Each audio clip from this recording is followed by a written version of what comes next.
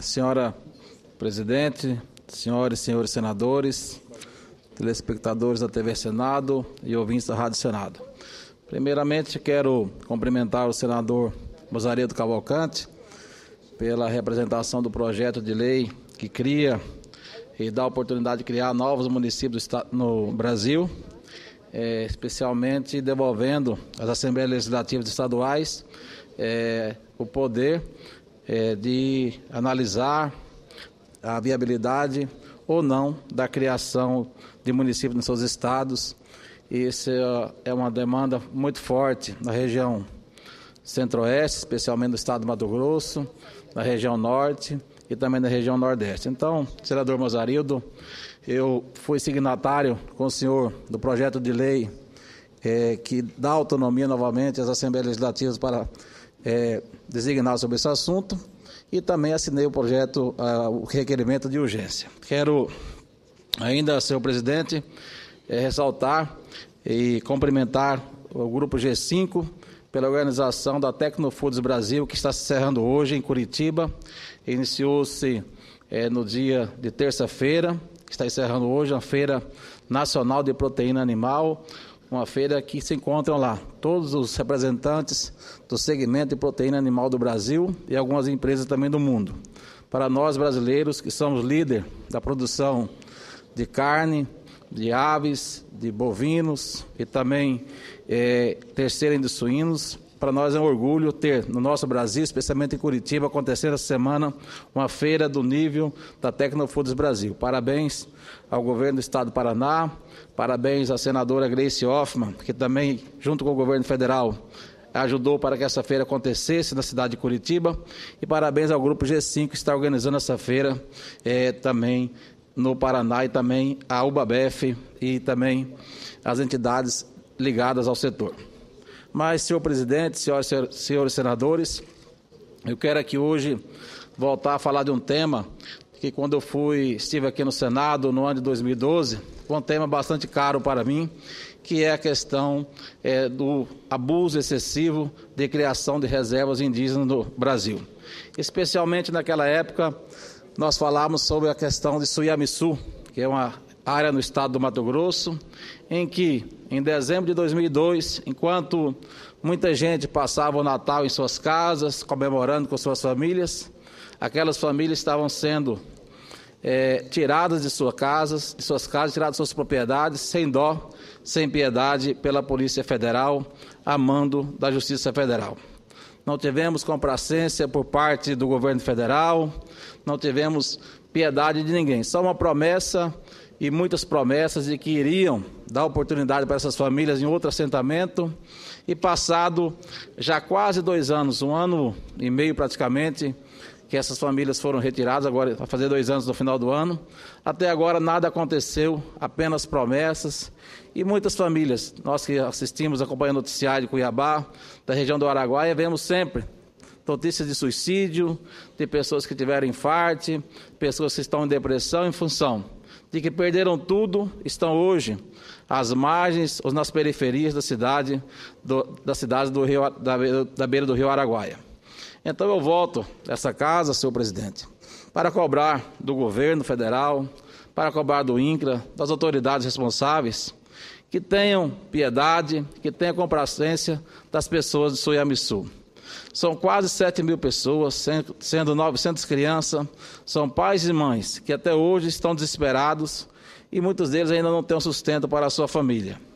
A terra onde os colonos foram forçados a sair, a reserva maior de sede, tem 165.241 hectares e é habitado atualmente por 928 indígenas chavantes, que ocupam apenas uma pequena parte dessa área.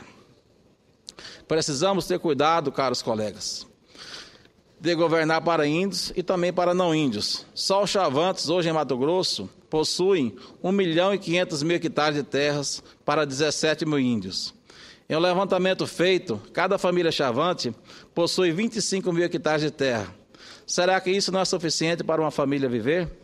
São absurdos que acontecem e que nós aqui no Senado temos que estar atentos para a forma que nossas novas reservas indígenas estão sendo demarcadas no Brasil em um ritmo bastante acelerado. De acordo com a própria FUNAI, existe um montante de 110 milhões de hectares arrolados nos diversos estágios de processo de demarcação para futuras terras indígenas. Esses não são números definitivos. Já existem outras 115 iniciativas semelhantes em estudo também, segundo a FUNAI. Se ficarmos apenas com 110 milhões de hectares, isso representa já hoje 13% de toda a superfície do Brasil.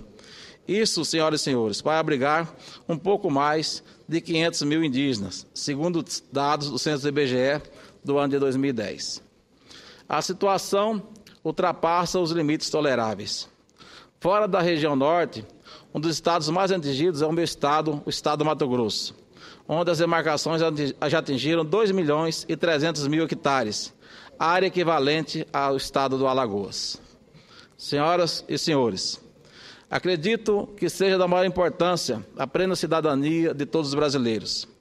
A demarcação de terras é um dos mais importantes mecanismos de proteção que nossas leis conferiram às etnias indígenas. Mas não é possível que prossiga um embuste que está acontecendo hoje nesse processo demarcatório.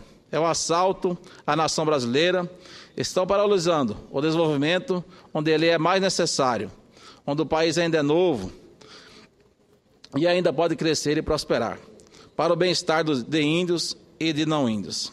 O governo federal precisa tomar as rédeas da situação e se decidir, antes do problema das terras indígenas, será aplicada a Constituição, com base no princípio da proporcionalidade, ou deixará que absurdos continuem a ser promovidos com recursos do próprio Estado, absurdo desses, cujos custos as atuais e futuras gerações teremos enorme dificuldade em arcar. A demarcação de terra não representa, senhor presidente, por si só, soluções para o problema do índio em nosso país. Não há políticas públicas, ao menos razoáveis, para essa finalidade. Temos hoje a portaria número 303 de 2012, da qual a Advocacia Geral da União aguarda, e nós aguardamos uma decisão da Advocacia da AGU que coloque em vigor essa portaria, que acredito seja uma solução para pacificarmos essa situação, porque na portaria 303 ela estabelece todos os critérios para a demarcação de novas reservas indígenas e coloca um marco regulatório, podemos dizer assim, na questão da expansão, da criação ou não de novas reservas indígenas. Mas, infelizmente, por pressões de ONGs internacionais, por pressões de algumas poucas pessoas, até hoje, essa portaria 303 ainda não entrou em vigor. Defendo, senhor presidente, senhoras e senhores senadores e telespectadores da TV Senado, que a portaria 303 seja efetivada de forma urgente. Espero que o bom senso recaia sobre todos nós e que o sentido de responsabilidade e retidão do governo federal fale mais alto. Ao final de tudo, para que a situação indígena do Brasil seja solucionada de uma vez por todas. É o que eu tenho a dizer, senhor presidente. Muito obrigado ao senhor presidente, às senhoras e senhores senadores e todos os telespectadores da TV Senado e também ouvintes da Rádio Senado. Espero que nos próximos dias, nessa minha passagem por aqui, possamos ter melhores notícias sobre essa questão da portaria 303, de uma definição por parte do governo federal, de forma definitiva, para que possamos acabar com esse atrito entre índios e entre não índios. E eu tive um momento especial com o deputado Homero Pereira, hospital em São Paulo, e ele me dizia, senador Suplicy, no momento dele, falou: Cidinho, eu vejo que a gente, quando passa pela terra, a gente passa, as instituições ficam. Quando eu tive no plenário da Câmara dos Deputados, já ninguém me conhecendo, em função do câncer avançado, ele estava com a boina na cabeça, e ele me disse assim: a grande luta minha como parlamentar foi a questão do Código Florestal. E a grande questão que vocês vão enfrentar, daqui para frente eu não vou estar mais com vocês, vai ser a questão das reservas indígenas, o aumento excessivo. Essa é a grande bandeira de luta que o Congresso tem que assumir a sua responsabilidade e não ficar exposto à chantagem de ONGs ou à invasão de índios no Congresso, a situações que possam realmente, de repente, deixar o Congresso de forma vexatória, mas nós temos que assumir nossa responsabilidade perante a sociedade, perante o Brasil, em dizer que nós temos que tratar bem os nossos índios, mas também nós temos que respeitar a situação dos não índios, porque nós vivemos num país onde todos devem ser tratados de formas iguais. Então, existe direitos dos índios e existe direitos humanos. Existem direitos humanos para índios e também para não índios. Muito obrigado, senhor presidente.